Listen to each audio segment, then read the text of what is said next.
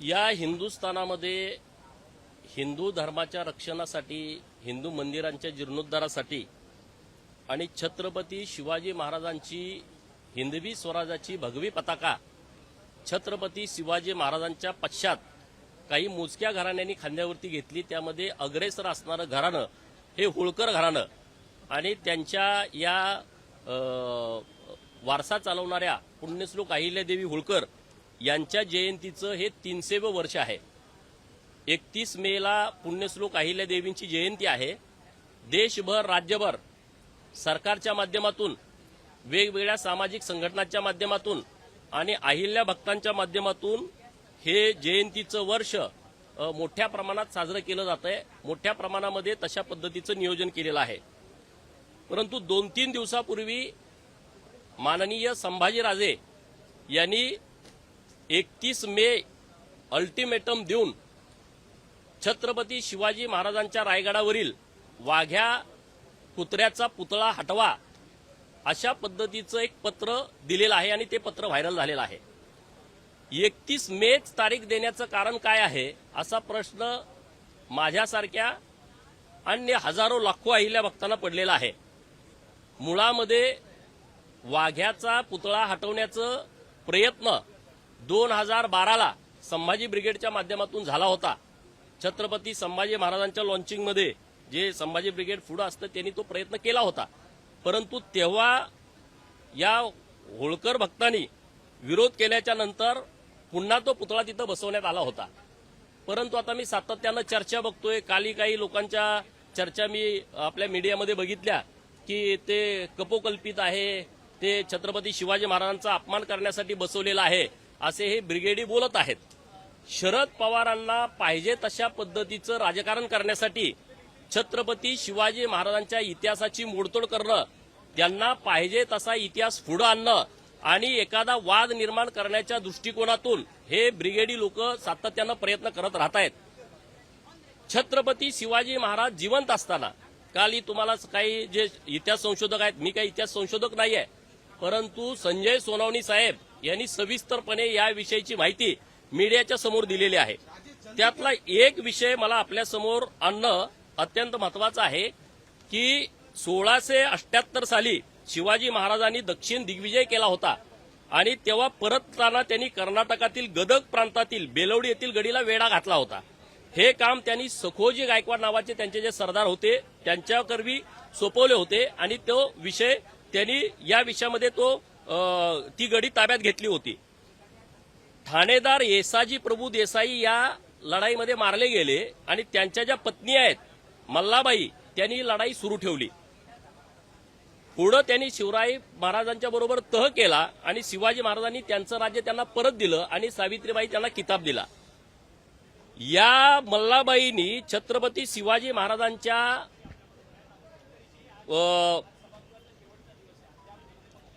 त्यांच्या सन्मानार्थ काही पाषाण शिल्प त्या भागामध्ये तयार केली होती, अनेक ठिकाणी केलेली आहेत मंदिराच्या बाहेर। तर त्यातलं एक आहे शिल्प धारवाडच्या उत्तरेत असलेल्या यादवाड नावाच्या खेड्यात मारुतीच्या दक्षिणाभिमुख देवळाच्या पश्चिमेस असून त्याची उंची 3 फूट, रुंदी 2.5 फूट आहे। शिल्पाचे 2 भाग आहेत। खालच्या भागामध्ये छत्रपती शिवराय मांडीवर बसलेले आहेत आणि शिल्पाच्या वरच्या भागात घोड्यावर स्वार झालेले छत्रपती शिवाजी महाराजांची प्रतिमा आहे आणि या शिल्पासोबत शिवरायांच्या सोबत चाललेला एक कुत्रा दाखवलेला आहे। म्हणजे छत्रपती शिवाजी महाराज जिवंत असताना हे शिल्प तयार केलेलं आहे। म्हणजे छत्रपती शिवाजी महाराजांच्या इतिहासाबरोबर या कुत्र्याचा संबंध आहे हे तेव्हाही निदर्शनास येतंय। दुसरा विषय, सातारा जिल्ह्यात माऊली संगम नावाचं गाव आहे आणि तिथं छत्रपती शिवरायांचे नातू शाहू महाराज त्यांच्या तिथं एक वाघ्यासारखी दिसणारी खांड्या नावाच्या कुत्र्याची समाधी आहे।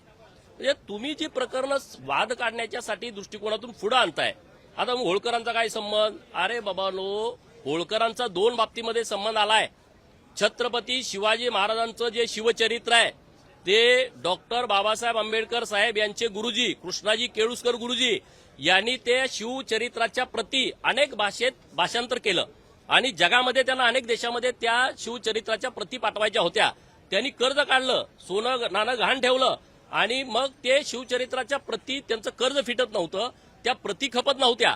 तेव्हा केळुसकर गुरुजी आणि डॉक्टर बाबासाहेब आंबेडकर साहेब हे दोघं डोक्यावरती पुस्तक घेऊन त्या काळात फिरून विकायचे, तेवढा रिस्पॉन्स मिळत नव्हता. या महाराष्ट्रातल्या सगळ्या राजा महाराजांना तत्कालीन ते भेटले आणि शिवचरित्राच्या प्रती ह्या बाहेरच्या देशामध्ये इतर भाषामध्ये अनुवादित करून त्या पाठवायच्या आहेत, तुम्ही आम्हाला मदत द्या. मदत कुणी दिली नाही. हे शेवटी गेले इंदोरला. इंदोरच्या होळकरांनी तेव्हा जे गादीवरती होते त्यांनी या सगळ्या प्रती विकत घेतल्या, त्याचे सगळे पैसे दिले आणि त्यांच्याबरोबर त्यांचा शिपाई पाठवून त्यांना इकडे पाठवलं. नंबर 1. नंबर 2, वाघ्या पुतळ्याच्या बाबतीमधला जो इतिहास आहे की छत्रपती शिवाजी महाराजांच्या समाधीचा जीर्णोद्धार करण्याची आवश्यकता होती आणि तेव्हा एक जीर्णोद्धार समिती गठीत झाली आणि जीर्णोद्धार समिती इथल्या सगळ्या राजा महाराजांना भेटत होती ना की छत्रपती शिवाजी महाराजांच्या समाधीचा जीर्णोद्धार करायचा आहे. मग का नाही तुम्ही केला? का नाही तुम्ही त्यांना रिस्पॉन्स दिला? त्यांना इंदोरला जाण्याची काय वेळ आली? इंदोरला तेव्हा तिसरे तुकोजी होळकर गादीवरती होते आणि जेव्हा ही समिती इंदोरला गेली तेव्हा त्यांचा कुत्र्याचं निधन झालं होतं आणि आम्ही खंडोबाचे भक्त आहोत. खंडोबाचं वाहन कुत्रा आहे, श्री गुरुदेव दत्ताचं वाहन कुत्रा आहे आणि आम्ही कुत्र्याला देवापेक्षा कमी मानत नाही. होळकरांनी सुतक पाळलं होतं. त्यांनी निरोप दिला की आमच्या लाडक्या कुत्र्याचं निधन झालंय, आम्ही सुतकात आहोत, आम्ही सुतकानंतर तुम्हाला भेटतो. समिती इतक्या लांबून गेली होती, त्यांना कोणी मदत करत नव्हतं. ती लोक तिथं थांबली. सुतक झाल्यानंतर ती भेटली राजांना. राजांनी त्यांना दिलगिरी व्यक्त केली, पण आमचा कुत्रा वारल्यामुळं आम्ही सगळे सुतकात होतो, बोला काय विषय आहे. मग त्यांनी सांगितलं आम्ही छत्रपती शिवाजी महाराजांच्या समाधीचं जीर्णोद्धार करणारी समिती आहोत आणि आम्हाला तुमच्याकडून मदत हवी आहे. आणि ते सांगताना त्यांनी छत्रपती शिवाजी महाराजांचा एक लाडका वाघ्या कुत्रा होता आणि छत्रपती शिवाजी महाराजांचं निधन झाल्यानंतर त्यांनी स्वतःला अग्नीत झोकून दिलं, ही कहाणी पण त्यांना सांगितली.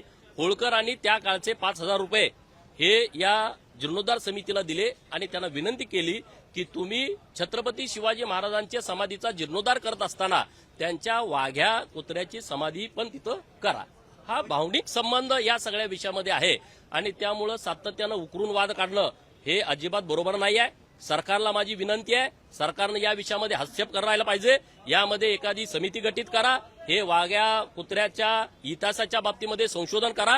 कोणीतरी ब्रिगेडे म्हणतात आणि त्यांना पाहिजे तसा इतिहास तोडमोड करून निर्माण करण्याच्या दृष्टिकोनातून दबाव आणण्याचा प्रयत्न करतायत, तर ते अजिबात खपून घेतलं जाणार नाही. काल एका चर्चेमध्ये तो एक ब्रिगेडी आहे संभाजी ब्रिगेडचा, तो म्हणतो की लक्ष्मण हाकेला तुम्ही होळकरांचा अपमान करता, होळकर इंग्रजांना भ्यालायचं. अरे हरामी माणसा, होळकरांचं रक्त भिणारं नाही आहे. या देशामध्ये इंग्रजांना 25 वेळा हरवणारा यशवंतराव होळकर होता. तू भडव्या काही बोलतो मीडियामध्ये होळकरांच्या बाबतीमध्ये. हे असलं खपून घेणार नाही आणि होळकराची अवलाद ही समोरासमोर लढाई करणारी आहे.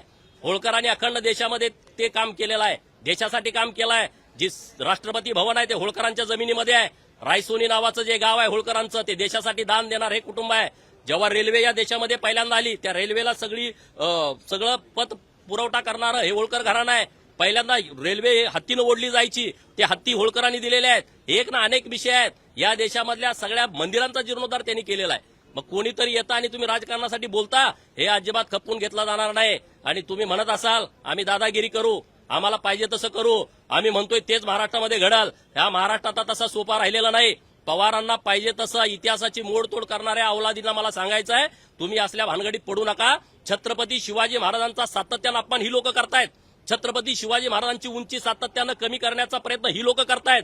छत्रपती शिवाजी महाराजांना एका समाजामध्ये अडकवण्याचं महापाप ही लोक सातत्यानं करतायत. आणि त्यामुळं महाराज जर असते तर ह्यांच्या कंबाड्यात लाता घालून त्यांना गडकोट करून टाकला असता, त्यांचा कडेलोट करून टाकला असता.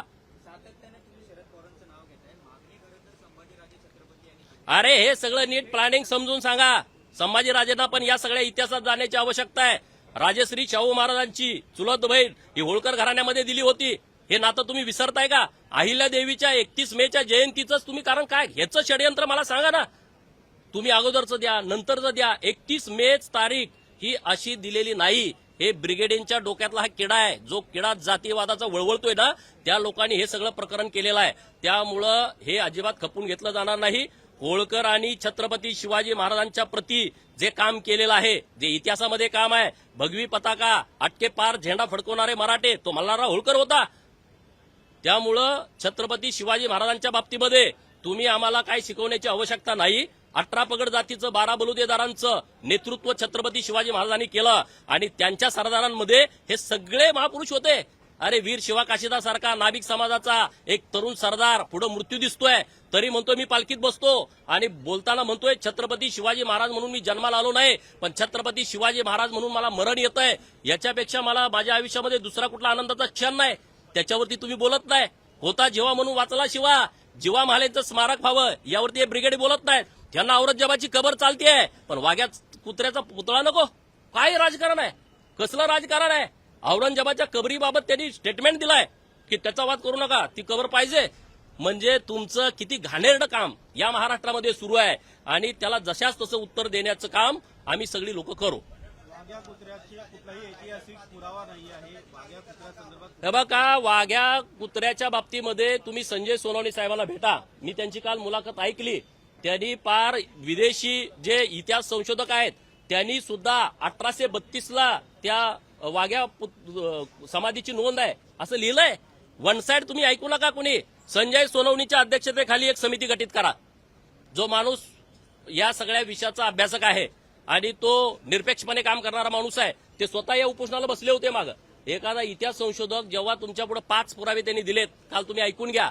माझ्या काय ते सगळी नावं लक्षात नाहीत, पण 5 इतिहास पुरावे त्यांनी दिलेले आहेत. आणि हे तर मी तुम्हाला सांगितलं ना, छत्रपती शिवाजी महाराज जिवंत असताना जी शिल्प बनवली त्यामध्ये कुत्रा दाखवलाय, म्हणजे त्यांचा संबंध आहे. इकडं शाहू महाराजांनी त्यांच्या तिथं समाधी बसवलेली आहे माऊली संगमला, सातारा जिल्ह्यामध्ये, खांड्या कुत्र्याची. तर त्यामुळं याच्यावरती वाद का परत तयार केलाय?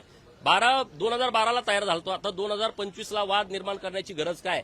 याचं उत्तर द्या ना. सध्या वाघ्या कुत्र्याची जो पुतळा आहे त्या ठिकाणी पुतळाबाई सरकार कशाचा? पुतळाबाई सरकारांची समाधी होती आणि त्या समाधीच्या वरती हा वाघ्या कुत्र्याचा जो पुतळा आहे तो बसवण्यात आलेला आहे. त्यामुळे तो वाद आहे. अरे बाबानो, ह्याच्या अगोदर काय इतिहास तज्ञ होते का नव्हते? शिवभक्त होते का नव्हते? हे ब्रिगेड आल्याच्या नंतरच असले विषय का पुढे येत आहेत?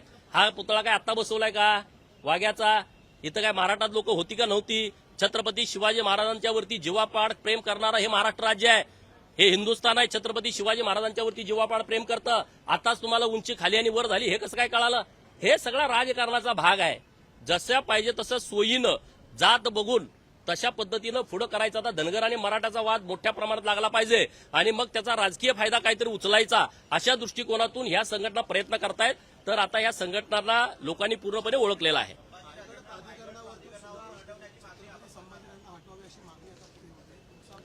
हे बघा, मी त्यांना संभाजीराजेंच्या बाबतीमध्ये हेच बोलतोय की त्यांनी अत्यंत समयसूचकतेनं वागणं आवश्यक आहे.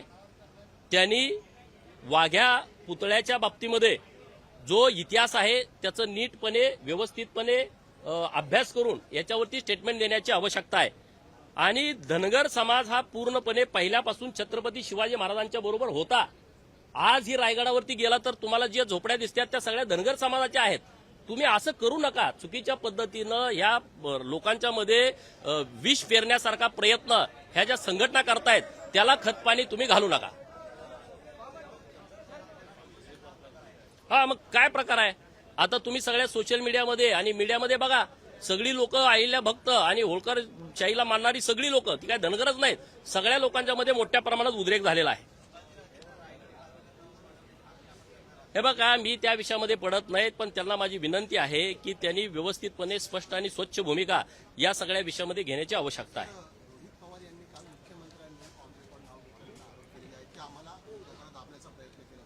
राज्याचे मुख्यमंत्री माननीय देवाभाऊंचं मी विशेष अभिनंदन करेन, कौतुक करेन. पहिल्यांदा पवारांच्या बाबतीमध्ये रेकॉर्डवरती पवारांचा तो गुणच आहे जातीयवाद, भ्रष्टाचार आणि गुंडगिरी, पण तो रेकॉर्डवरती कधी आला नव्हता. आणि काल पहिल्यांदा जे सातारचं प्रकरण आहे, एक सामान्य कुटुंबातला रेशन दुकानदाराचा पोरगा मान खटाव मधला प्रस्थापित व्यवस्थेच्या विरोधामध्ये लढून 4 वेळा त्या मतदारसंघाचा आमदार होतो. पवारांचा तो बालेकिल्ला होता सातारा जिल्हा, तो बालेकिल्ला उद्ध्वस्त करतो. तर त्यांना डॅमेज करण्याच्या दृष्टिकोनातून काय करता येतंय का? हातामध्ये काही सापडत नाहीत. तर 2016ला जी केस दाखल झाली होती आणि ज्याच्यावरती 2019ला मेहरबान कोर्टाने निकाल दिलेला आहे निर्दोष, ती केस पुन्हा उकरून माननीय मंत्री महोदय यांचा बदनामी करण्याच्या हेतूनं जो व्हिडिओ सोशल माध्यमामध्ये आला, तर त्याबाबत महाराष्ट्रामध्ये सगळा गोंधळ निर्माण झाला. पण इथंपर्यंत ठीक आहे, एखादी भगिनी तिच्यावरती अन्याय झाला म्हणून समोर येणं इथंपर्यंत कुणालाच डाऊट नाही. परंतु तपासामध्ये जे विषय पुढे आले ते माननीय मुख्यमंत्री महोदयांनी काल सभागृहामध्ये सांगितले. त्यामध्ये रोहित पवार, सुप्रिया सुळे आणि प्रभाकर देशमुख यांचे त्या महिलेला अनेक वेळा फोन गेलेले आहेत. त्या महिलेने जे व्हिडिओ तयार केले ते ह्यांच्याकडे आले आणि मगच त्यांनी ओके व्हिडिओ व्यवस्थित आहे, बदनामीकारक आहे, मग तुम्ही सोडा अशा पद्धतीनं म्हटलं. हे तपासाचा भाग आहे, आरोप नाही आहे. आणि त्यामुळं रोहित पवारांचा खरा चेहरा, पुरोगामित्वाचा खोटा बुरखा पांघरून हे जे पवार घर बसलंय त्या बुरखा फाडण्याचं काम माननीय देवाभाऊनी काल केलेलं आहे. रोहित पवारांना या गुन्ह्यामध्ये सहआरोपी करण्याची आवश्यकता आहे. मी सरकारकडे मागणी करतो. सुप्रिया सुळे काल वेगळं त्या मीडियामध्ये बोलत होत्या की आमचा संबंध नाही, ते आम्हाला भेटलेच नाहीत. फोनवर भेटत नसतं, फोनवर बोलत असतात, फोनवर भेटायचा काही संबंध येत नसतो. व्हिडिओ व्हॉट्सअपवरती येतात, त्याला काही भेटायची आवश्यकता नाही. महाराष्ट्राला खोळ्यात काढायचे धंदे तुम्ही सगळ्यांनी बंद करा. सरकारला माझी विनंती आहे की या प्रकरणामध्ये जे आरोपी भगिनी आहे तिच्यासोबत यांना सहआरोपी करा आणि यांच्यावर कठोरातली कठोर कारवाई करा. परवाच्या रात्री मला एक अधिकारी भेटला आणि त्यांनी मला सांगितलं की गोपीचंद पडळकर आणि त्याचा भाऊ ब्रह्मानंद पडळकर याच्यावरती हल्ला करण्याचा एक कट रचला जातोय. मी परवाच्या दिवशी एवढा विशेष घेतला नव्हता, परंतु काल सभागृहामध्ये हे सगळे विषय ऐकल्याच्या नंतर मी या विषयामध्ये सिरियस झालो. सोलापूरमध्ये माझ्यावरती 2021ला एक हल्ला झाला होता. माझ्या गाडीवरती दगड टाकला होता आणि त्याच्या छातीवरती शरद पवारांचा टॅटू होता. हे तुम्हाला प्रकरण सगळ्याला माहित आहे. आणि हे सगळं प्रकरण रोहित पवारांनी केलं होतं. रोहित पवारांनी या सगळ्या प्रकरणात बैठका केल्या होत्या, परंतु महाविकास आघाडीचं सरकार असल्या कारणानं त्यांनी त्या प्रकरणाची नीट चौकशी केली नाही. आता माझ्यावरती अटॅक करण्याचा प्रयत्न करतोय. आटपाडीमध्ये काही लोक त्यांना पुढं करून, माझ्या समाजाची लोक पुढं करून अशी मला माहिती मिळते. आणि मग मला शंका येते या विषयामध्ये, कारण तिथं कुणाच्यामध्ये धमक नाही, माझ्यावरती अटॅक होईल. परंतु रोहित पवार सारखा गुंडगिरी प्रवृत्तीचा माणूस, ज्याच्याकडे पश्चिम महाराष्ट्रातले सगळे गुंड त्याच्याकडे आहेत, त्याच्या पदरी काम करतायत, मोकामधले आरोपी असतील, अन्य हद्दपार आरोपी असतील, सगळ्यांना आश्रय हा देत असतो. आणि त्यामुळं या सगळ्या विषयामध्ये सिरियसनेसपणा आहे. हा एक सहकारी आहे, हा शरद पवारांचा जवळचा कार्यकर्ता आहे. हा ह्या त्या सगळ्या प्रक्रियेतला एक भाग होता. हा मला 1-1.5 वर्षापूर्वी येऊन भेटला की रोहित पवार तुमच्या विरोधामध्ये असं षडयंत्र करतोय. पण मी काय म्हटलं जाऊ दे, तो विषय त्यांचा असेल. आता जो सोलापूरमध्ये हल्ला झाला ते सगळं प्रकरण ह्याला माहित आहे. पुण्यश्लोक अहिल्यादेवींची जयंती आम्ही जेव्हा शरद पवार तिथं कार्यक्रम हातामध्ये घेतला त्या जयंतीमध्ये आम्ही त्यांना विरोध केला. तिथं ह्या सगळ्या पोरांना रोहित पवारांनी सांगितलं तुम्ही तिथं जाऊन दंगा करा, सगळ्या भानगडी करा. आणि ह्या काय असा तसा नुसता फॅन नाही आहे, त्याच्या छातीवरती शरद पवाराचा गोंधन आहे, टॅटू आहे.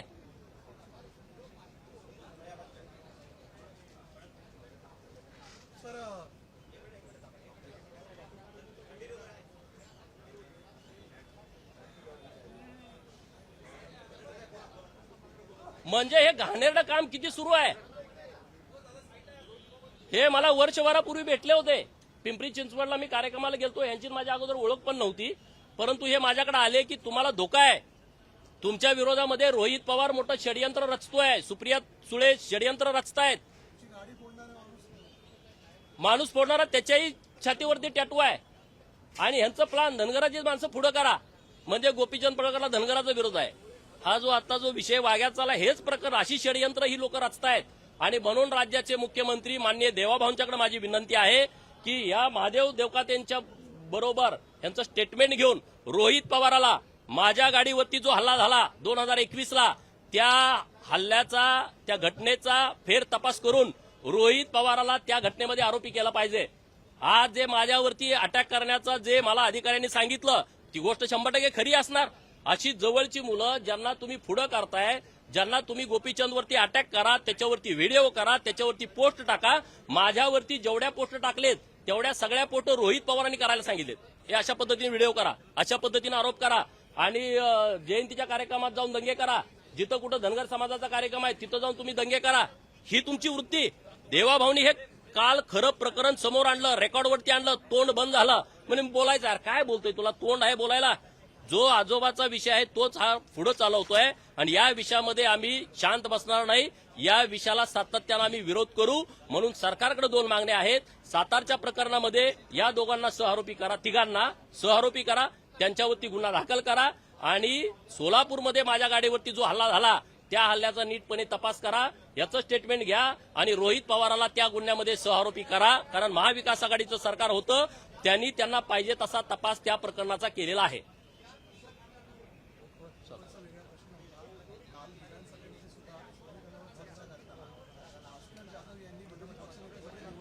कपडे घाल.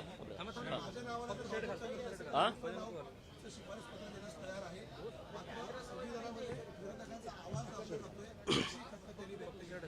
हे बघा, संविधानावरती चर्चा सभागृहामध्ये सुरू आहे.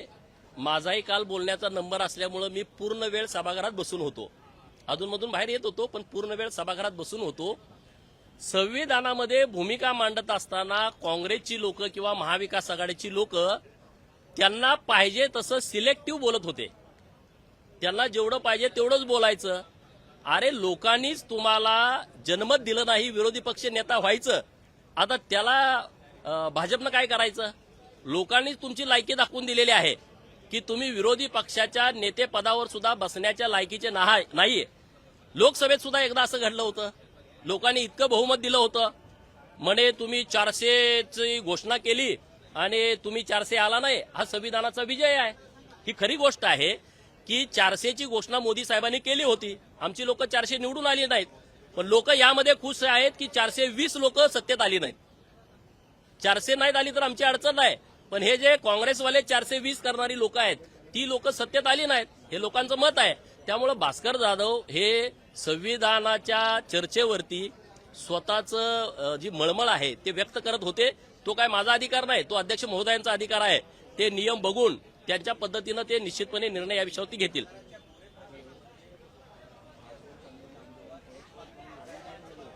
अरे बघा ना तुम्ही, हे प्रकरण कुणी रेकॉर्डवर आलंय.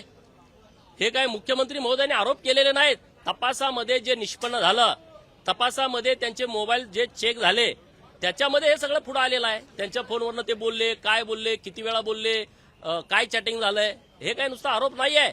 त्यामुळं हे त्या कटाचे सूत्रधारच आहेत.